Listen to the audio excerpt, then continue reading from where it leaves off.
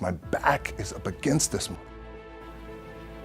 Every day, it's against this wall. And when my back is against this then there's nowhere to go. But that way, that's it. And I don't give a who is in front of me. They're not gonna stop me. When we were 14 years old, we lived in Hawaii. My mom and I came home, and there was an eviction notice. My mom started crying, and I never forgot in that moment. It was a seminal moment for me because I felt like I never want to be in this position again. I had a dream, and that dream was to play professional football. The dream didn't come true. I had to work up in Canada at the Canadian Football League. When I was cut from there, my dad had to come pick me up. And I'll never forget, we were on I-75, and I'm 23 years old, and I said, I wonder how much money I have. And I took out my wallet. I had a 5, a 1, and some change, and at least I rounded up. I'm optimistic. So I thought, oh, I have $7. But I thought, God, ain't this I got $7 in my pocket. Where the do I go now? What do I do? I can't go back to CFL, because the point comes where you hear that voice, big run's over. At some point, you gotta be tired of not being number one. You have to be, and you gotta play angry, and I play angry. Now, I'm cool and calm with my approach, and when I step out on my field, which is a set, and you're always gonna have haters, and haters are like, well, God, man, how many movies are you gonna make, or how much are you gonna do? Like, you do a lot of and not only that, but in what world do we not work every day? You gotta work every day.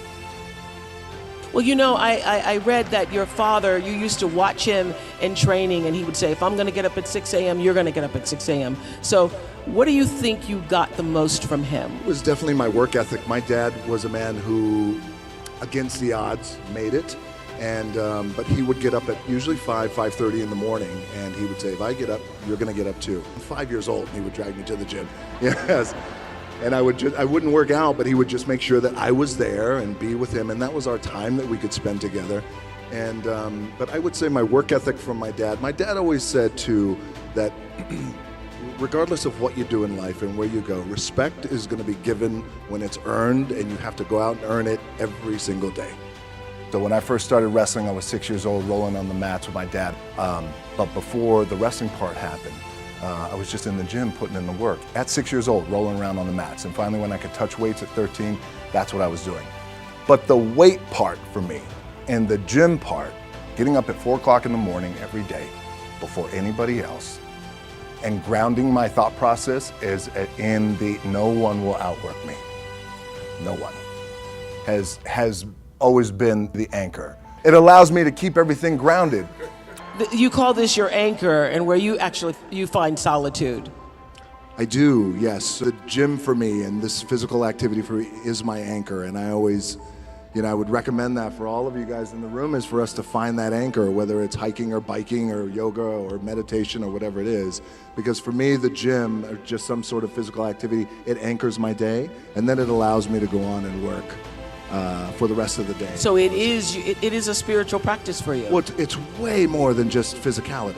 Yes. It's way more than just picking up a weight. It is my balance, it's my anchor, it's my spiritual anchor, mental, because what it allows me to do, it's the only time for me that, and we all need this, because this treadmill of life, there's no stop button, so it's so crazy.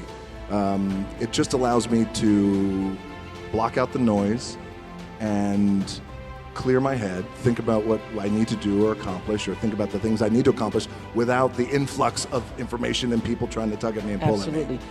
People who've been knocked down sometimes in life, everybody, not in a ring, but have had those moments where you didn't feel the rest of the world saw you for who you needed to be. How were you able to turn that around?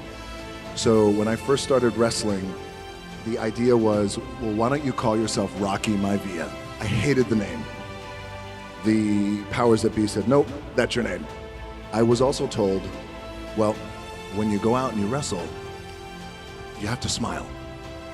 I want you to smile big. And I thought, well, what if I lose? Nope. Yes, exactly. Yeah. Still got to smile. And Yeah. it just didn't feel right. That didn't Yeah. sit right with me.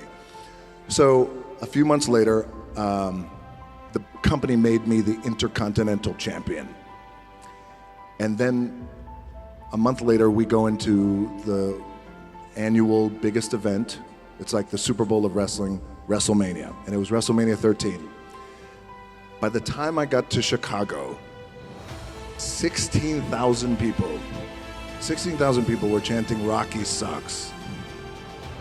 I remember laying there in the ring, and the referee said to me, "Don't listen to him," and it was crippling for me. So then, at that time, the powers that be thought, this isn't going to work, and for whatever reason, people are not liking you and they're not connecting with you.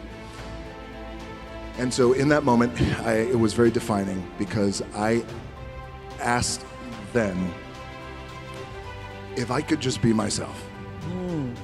And if I could go out there and if I can speak to the crowd, and if I could just be myself and be authentic, and if I don't want to smile, I don't smile.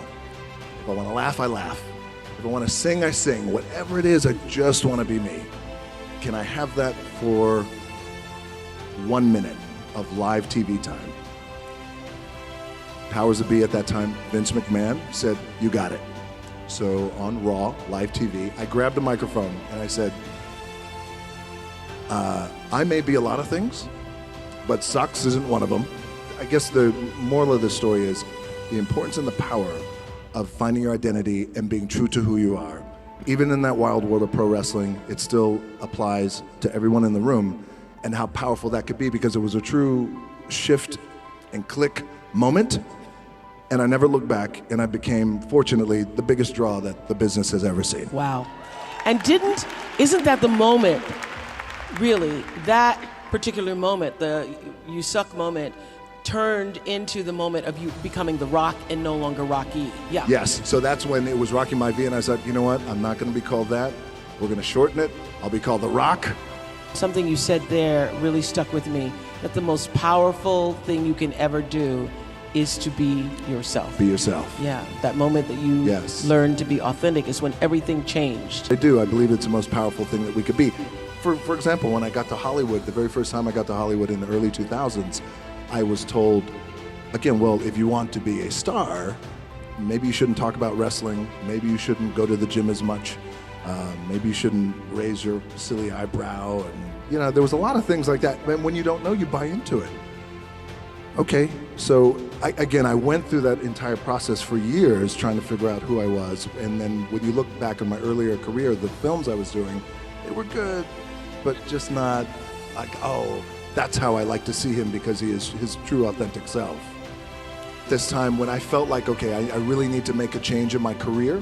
I need to be me, and I want to have the kind of career that is a global career.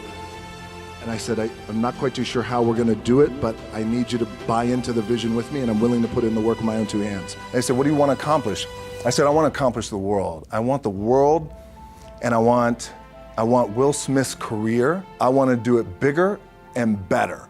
Because they even said to me, well, how do you do it better than him? This was in 2006. I said, I don't know, but I do believe there's a better way to do it and a different way to do it. And they looked at me like I had 3 heads, but I still stayed focused, and I still had still put in the hard work with my 2 hands.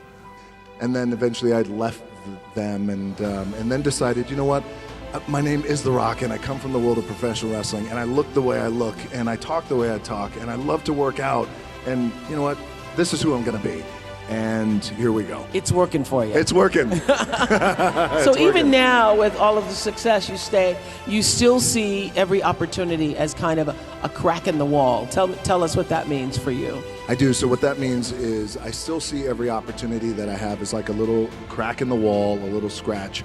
And it's almost as if like a scratch represents every opportunity.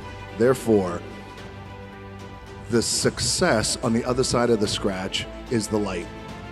Scratching hard, clawing, digging, it's that mentality to really take advantage of every opportunity I have. My last match in WWE, I wrestled John Cena, and I went in, I think it was 2013, and we went in MetLife Stadium, had a record-breaking attendance, we accomplished our goal. So I wrestled with John Cena, we had 45 minutes planned for the match.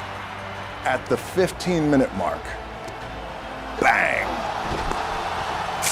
I feel something pop. I'm like, boom, what the? I'm laying there, and both of us are out. I said, oh, something's going on.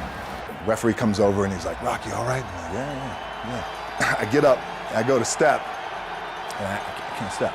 So now in that moment, you're in the game and you're in the thick of things, and you gotta make a decision. What do I gotta do? And I got 30 minutes left of this match, and I have one moment. In this moment, it was a defining moment. I could either tell him, no, I'm done. He'd give the signal, match is over. Or, let's keep going. We had this decision. I said, no, let's keep going. I said, how much time is left? He's like, 32 minutes. Okay. Rest of the whole match, getting scared because I'm thinking, man, well, what happens if I'm gonna lose my leg or something like this, if I've just done something to my artery? Now, luckily, the match is over. He pins me, 1, 2, 3. Rushed home to my doctors down in Florida and get an MRI, find out that I have completely torn my adductor, the top of my adductor and my top of my quad off my pelvis. What I was proud of was to walk out on my own, but not only that, but in this moment where the odds are against you, people are watching, your team's depending on you, you either say, I'm done, or this whatever the is going on, it's temporary, and it may me up at some point down the road.